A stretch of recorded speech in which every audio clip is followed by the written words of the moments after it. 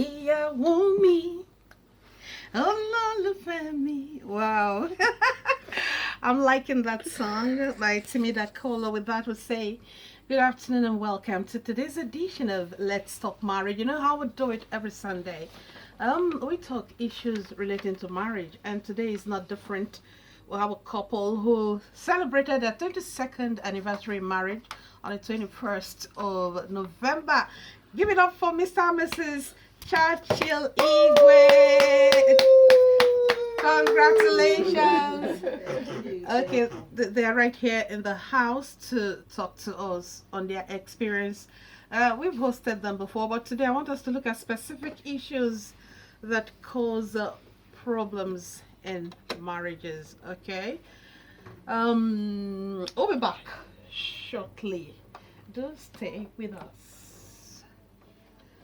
Yes, when he talked, I noticed that sound. So which one is mic 2? No, that one is not. That one is not working, That one right? still I has thought that. that's mic 2. So this is Okay, this is the one that. Okay, so let's go. All right, so this afternoon we'll be looking at common issues that cause quarrels among couples, things that cause misunderstanding among couples, and we can't stop talking about finance, everyday finance. So, Mr. and Mrs. Igwe, how was it for you? Finance management, the first year of marriage, how was it? What was the practical experience we can learn from? well, I started by talking about issues that cause problem in marriages. Mm-hmm. If I'm to say, I would have started from finance. Mm-hmm. Okay, Because- start from anywhere you want Yes. to. Start from anywhere. In the first place, Mm-hmm. I talk more of the Bible. The Bible said he that made the males and females. Mm-hmm. So marriage is a relationship between a man and a woman. First of all, you're talking about conflict. There is what made a man, and there is what made a woman. Mm-hmm. So these two matters are conflict in itself already. Go closer. Are you Yeah. So That's individual difference. Yes, the Bible said he made the males and females.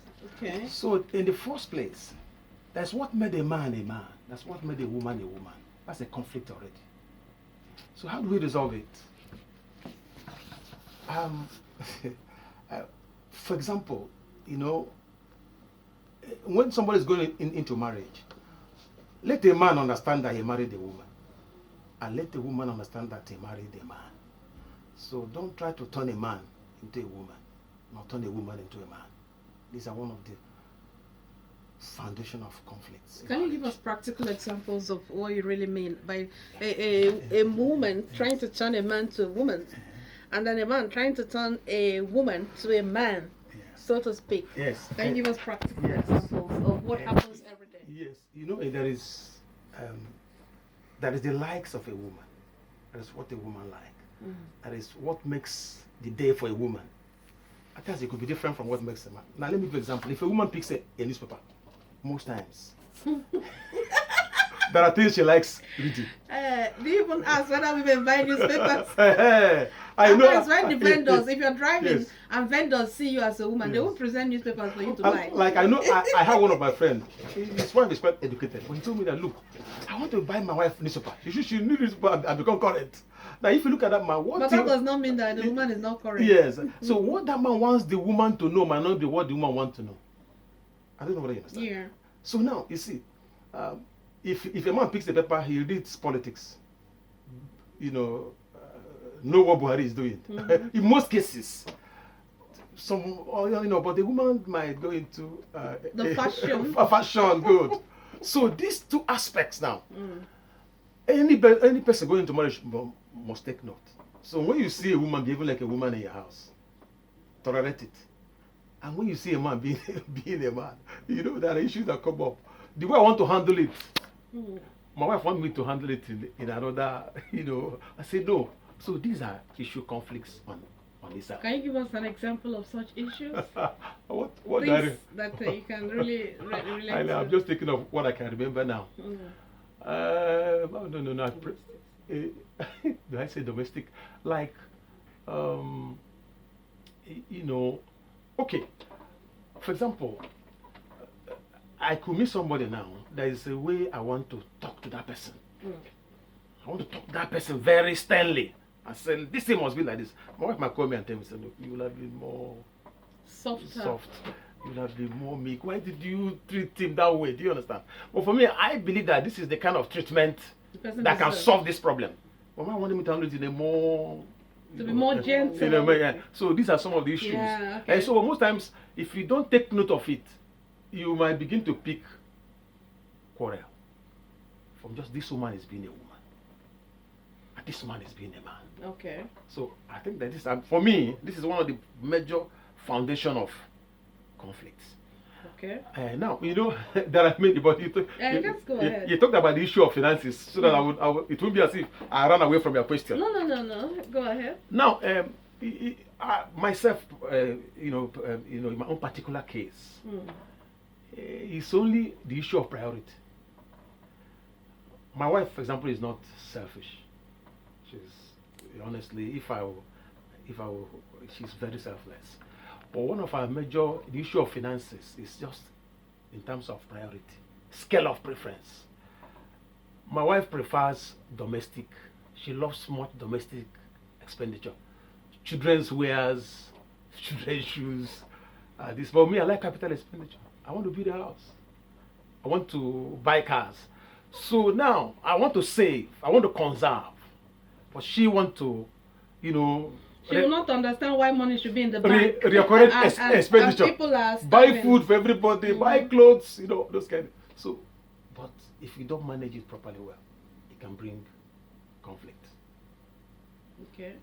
So that's my own particular case. And I remember when you were here the other time, you said, you talked about, somebody being the breadwinner and another person, like the woman, in a case where the woman was the breadwinner, that your wife was the breadwinner for a brief moment. Yes.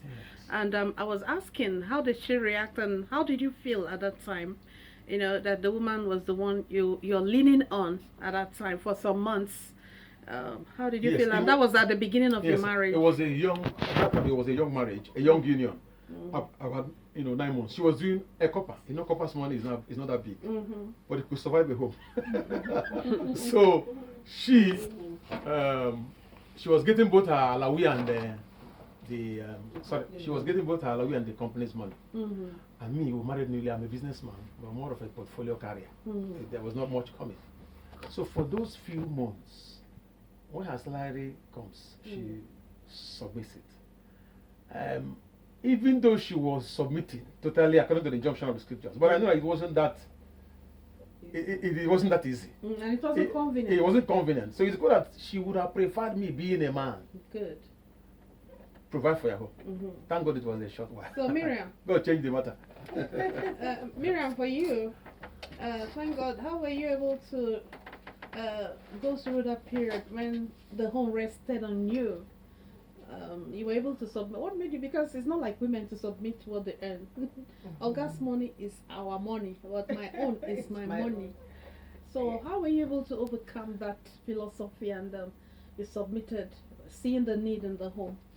Yeah, at that time, as I said before, it was a new marriage and there was no agenda. As I said before, I didn't come with any agenda. I came to submit myself to my husband. Seven-man agenda. I came to submit myself to my husband. So it was easy for me to get my salary and give him to run the home as a woman, as a man, sorry. So I know that it's not easy for a man to stay not doing anything while the wife is doing. So what I did, one of the days I went to church and our reverend's wife, we were doing a prayer together. He said I should pray that God will establish my husband.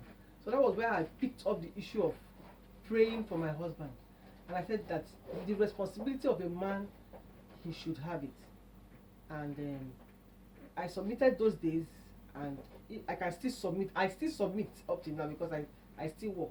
When I get my salary, I send it to his account. So finance has not been an issue. You mean you do that? Yes, I do. That's great. I do. And you know that now things are no more the same. Definitely, he has the upper hand now.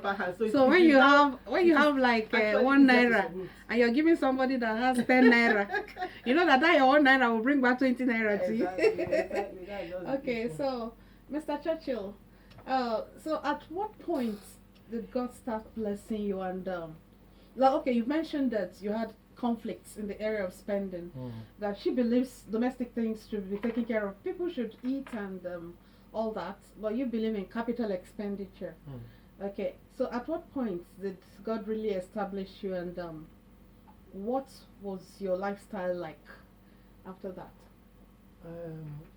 You know, definitely God is faithful.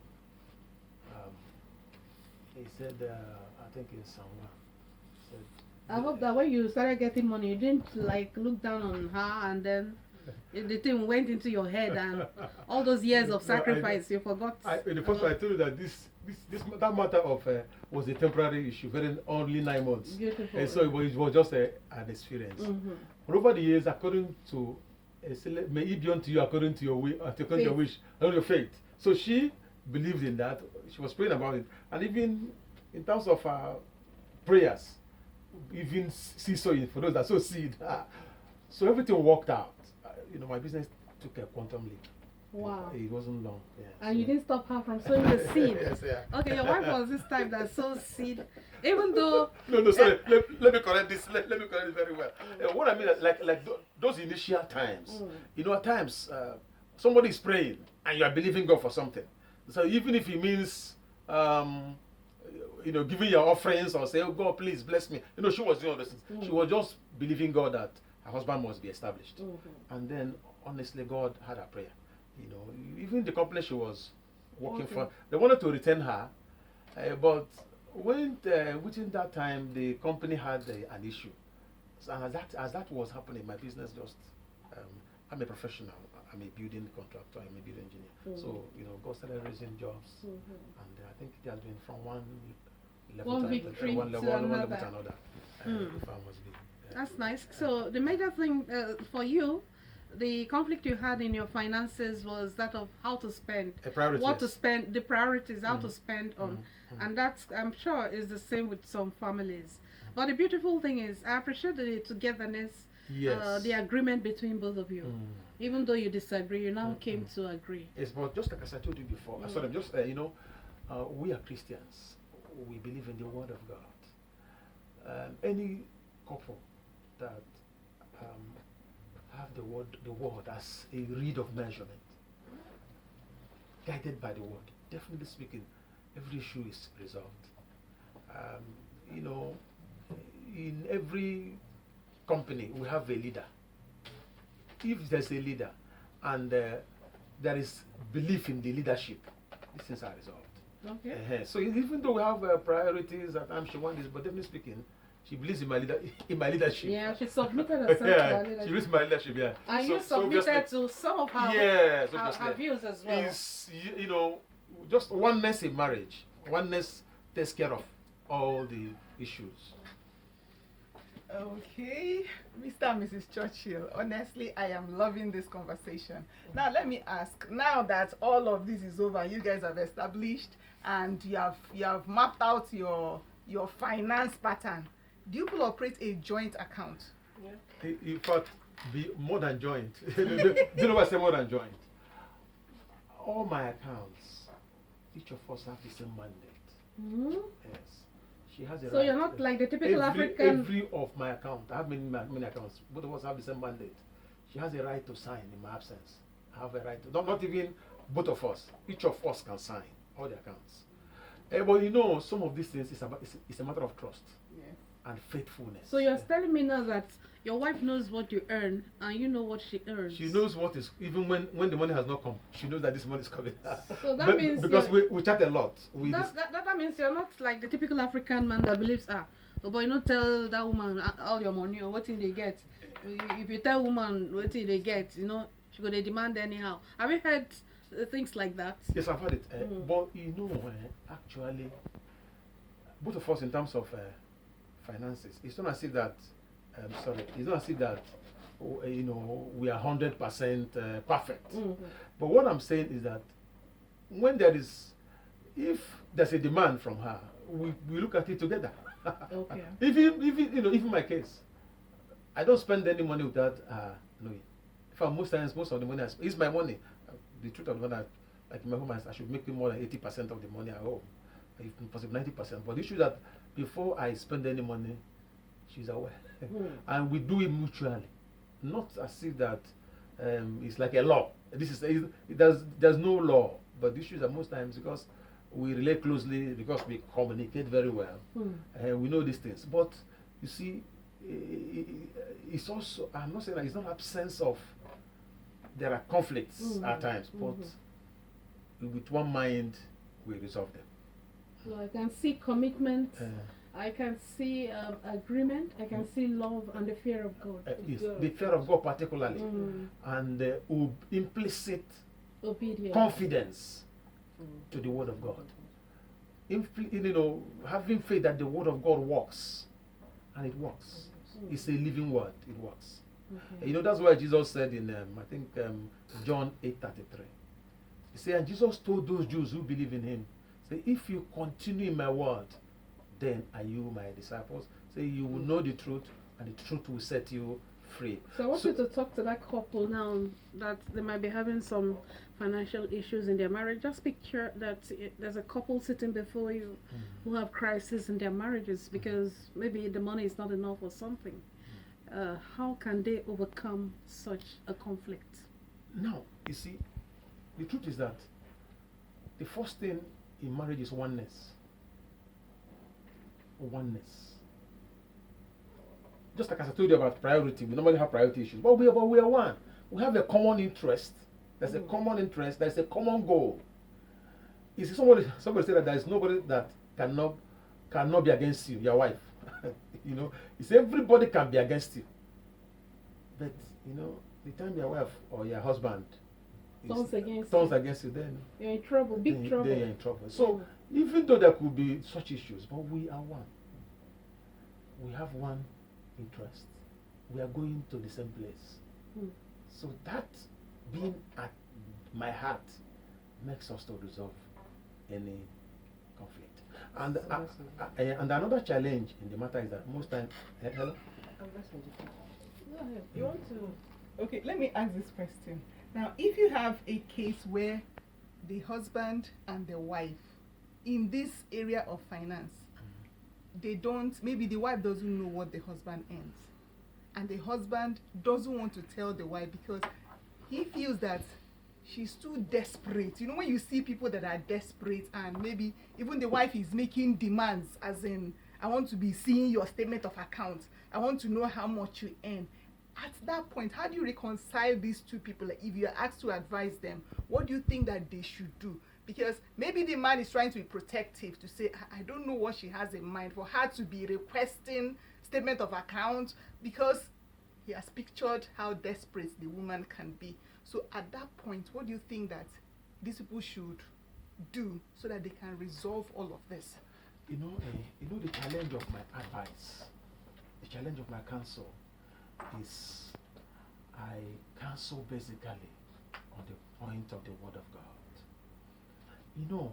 If you're a doctor and you're diagnosing malaria and you are treating headache, you're giving a Panadol, it won't work. Exactly. The first thing is go to the root of the matter. You carry out your tests and find what is the root of this case. Now you see the two people in question have some foundational issues which must be resolved, and that is self. That's self. And where do we resolve the issue of self? How do we resolve the issue of self? Is coming to Christ. There are issues that is only God can solve. Now you see, there is suspicion. There is lack of trust. Now, so we must handle it first. Like if there are a couple that are coming before me, the first thing I will do for them is to use the word of God to bring them to the point of believing God. Now, when you see there are issues that until you come to the point of believing God. Now you see, Jesus said, if any man will come after me, let him deny himself. So basically, self is at work. And if that matter is not dealt with, let me tell you, even the Lord talked about giving up.